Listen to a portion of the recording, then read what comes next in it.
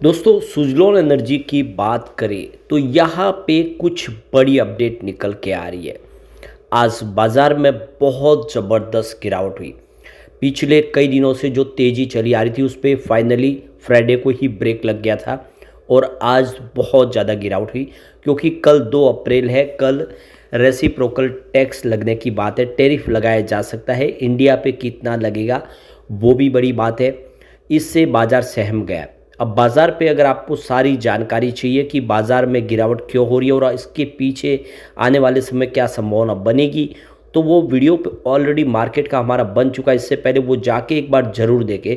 बहुत सारी आपके लिए जानकारी उसमें शेयर की गई है। वीडियो बाज़ार का काफ़ी शानदार है और आगे की रणनीति क्या, मार्केट एक्सपर्ट क्या कह रहे बाज़ार को लेकर, वो आज सारी जानकारी आपको वहाँ पे मिल जाएगी। अब सुजलॉन को लेकर भी यहाँ पे मार्केट एक्सपर्ट क्या कह रहे हैं उसको समझने की कोशिश करेंगे इस वीडियो के माध्यम से। लेकिन फ्रेंड्स उससे पहले अगर आप पहली बार हमारे चैनल पे आए तो चैनल को सब्सक्राइब कर दीजिए, एक बेल आइकॉन दबा दीजिए ताकि जब भी नया वीडियो बने पहला नोटिफिकेशन आपको मिले। वीडियो पसंद आए तो लाइक से ज़रूर कीजिए।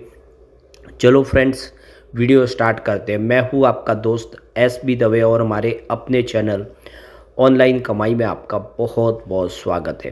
तो सबसे पहले सेंसेक्स की बात कर ले तो आज 76,024 के स्तर पे क्लोजिंग देखने को मिली है। 1390 पॉइंट, लगभग 1400 पॉइंट की भारी भरकम गिरावट हुई। 1.80% गिरा BSE सेंसेक्स। अब लोगों को पिछली बार जब तेज़ी बनी तो लगा कि अब एक तरफा बाजार दौड़ेगा, लेकिन ऐसा हुआ नहीं। बाजार में गिरावट थी, स्थिति अभी भी नाजुक बनी हुई है और आज इंट्राडे में 75,000 का लेवल देखने को मिला। 76,000 का स्तर भी बाजार ने तोड़ा। अब निफ्टी एनर्जी में भी आज काफ़ी बड़ी गिरावट थी। 33,289 के स्तर पे 282 पॉइंट की गिरावट थी, यानी 0.84% डाउन था निफ्टी एनर्जी। बाजार के मुकाबले गिरावट थोड़ी कम है और सुजलॉन में भी गिरावट हुई लेकिन उतनी कोई ज़्यादा नहीं हुई। तो 55.84 पर आज क्लोजिंग देखने को मिली सुजलॉन एनर्जी में, जहाँ पे 1.45% की गिरावट थी, 1.5% के आसपास की गिरावट। तो यहाँ पे बाज़ार में बहुत भारी गिरावट थी। सुजलॉन के लिए बुरी खबर भी थी कि इसके कुछ ऑर्डर कैंसिल हुए।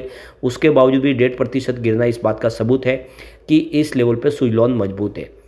तो यहाँ पे देख सकते हो कि सुजलॉन एनर्जी का कुछ ऑर्डर कैंसिल हुए और यहाँ पे देख सकते हो कि जो अंदाज़ा लगाया गया है, आप देख सकते हो कि कंपनी को इससे 1800 करोड़ रुपए का नुकसान हो सकता है। उनके ऑर्डर जो कैंसिल हो उसकी वजह से ये रकम जो है उनको कम मिलेगी, ये एक अंदाज़ा लगाया गया है। तो देख सकते हो कि करीब 300 मेगावाट के ऑर्डर कंपनी के कैंसिल हो गए। जो कंपनी को पहले ऑर्डर दिए गए थे बाद में उसको वापस ले लिया गया।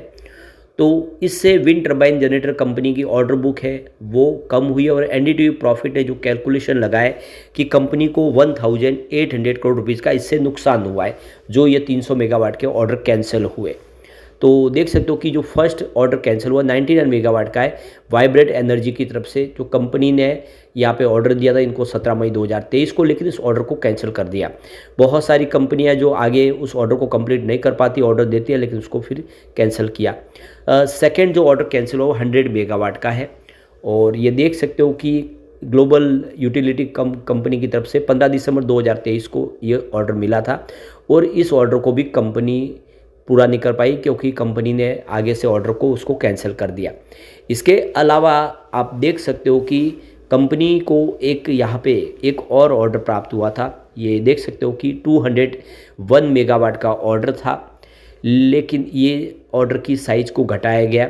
तो ये 25 अगस्त 2023 को कंपनी को ऑर्डर प्राप्त हुआ था और ये O2 पावर प्राइवेट लिमिटेड की तरफ से इनको ऑर्डर प्राप्त हुए थे, जो सब्सिडीज है टेक ग्रीन पावर की, और ऑर्डर की साइज़ को आधा कर दिया गया। ये 100.80 मेगावाट का प्रोजेक्ट किया गया और नाम भी कंपनी का बदला गया, सॉलिसाइड पावर प्राइवेट लिमिटेड कर दिया गया। तो कंपनी की ऑर्डर बुक साइज़ कम हुई।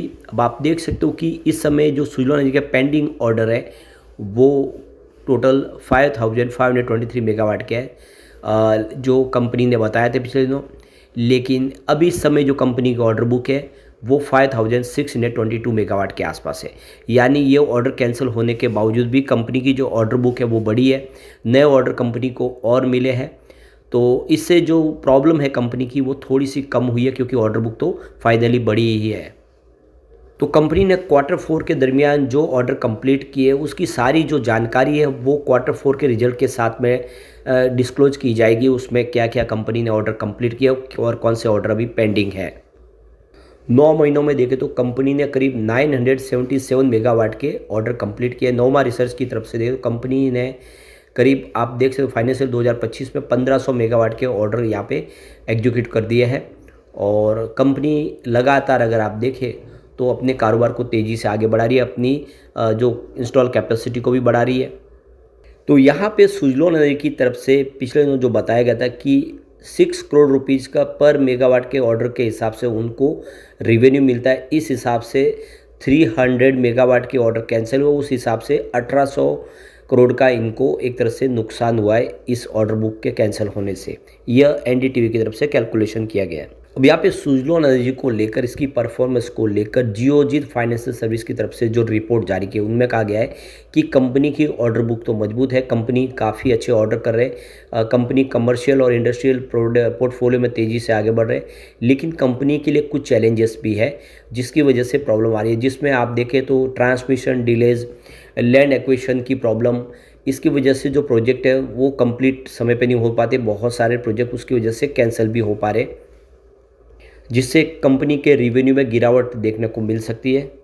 लेकिन दूसरी तरफ अगर तो मोतीलाल ओसवाल इस समय सुजलॉन एनर्जी को लेकर बहुत ज़्यादा बुलिश है और उनको लॉन्ग टर्म ग्रोथ प्रोस्पेक्ट काफ़ी अच्छा लग रहा है। ग्लोबल लीडरशिप पोजीशन है कंपनी की, बिजनेस काफ़ी अच्छा है। कंपनी की 20.9 गीगावाट की ऑर्डर बुक है। कंपनी करीब 17 कंट्रीज़ में काम करती है, largest wind turbine provider company है। और सुजलॉन आने वाले समय में और तेज़ी से अपने बिजनेस को बढ़ाने के लिए काफ़ी सारे नए प्लान कर रही है।